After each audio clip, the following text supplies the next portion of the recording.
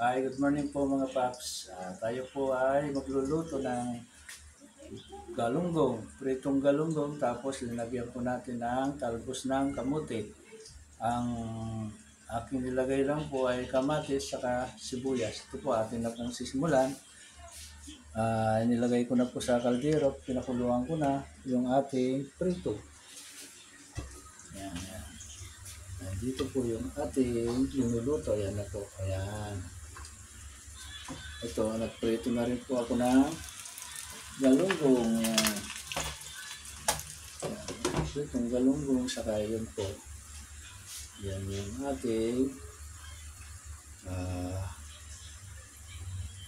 sa sinabawan na pritong galunggong, tapos lalagyan ko po yan ng talbos ng kamote.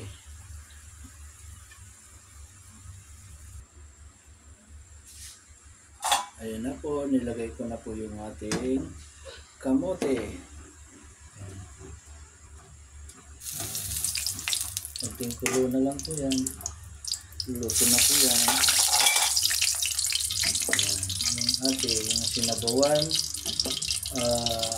galunggong, prito galunggong, tapos linagyan po natin siya ng dahon ng kamoting baging. Ayan na po.